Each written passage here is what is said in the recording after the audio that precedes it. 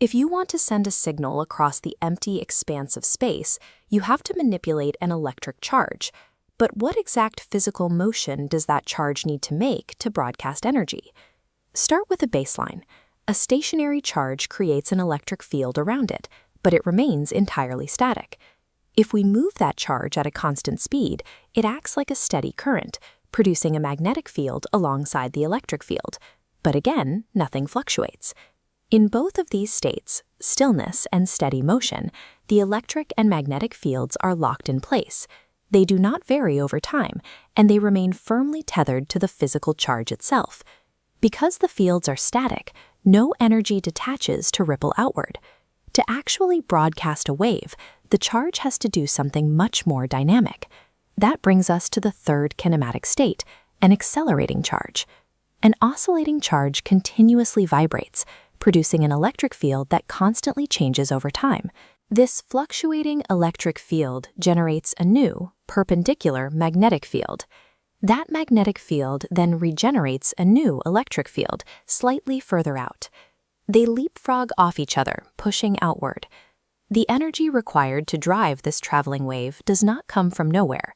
It is drawn directly from the kinetic energy of the source, the original vibrating charge. This self-sustaining, leapfrogging ripple of intertwined fields is the exact mechanical architecture of every electromagnetic wave in existence. There is a strict mathematical rule governing this process. The frequency of the resulting electromagnetic wave exactly matches the frequency of the charge that created it. In the late 1800s, physicists wanted to prove James Clerk Maxwell's theory that visible light is simply an electromagnetic wave. To do that, they needed to build a circuit that could artificially generate light.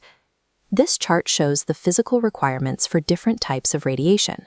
To generate visible yellow light, for instance, a charge must oscillate at roughly 6 × 10 to the 14th power hertz. That is 600 trillion vibrations per second. The math was clear, but the reality of human engineering presented a major roadblock. Even with modern electronic circuits, we can hardly force a charge to oscillate at 10 to the 11th power hertz. The fastest equipment available fell far short of the target. A strict physical bottleneck prevents us from vibrating a charge fast enough to manually broadcast a visible light wave.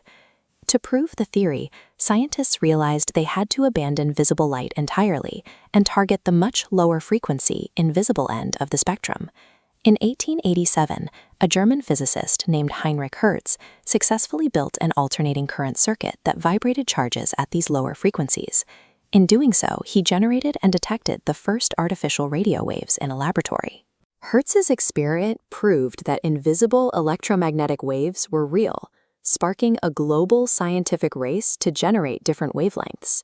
Shortly after, working in Calcutta, Jagdish Chandra Bose succeeded in producing much shorter, millimeter-scale electromagnetic waves.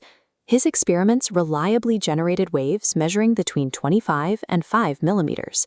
These laboratory experiments quickly evolved into real-world applications.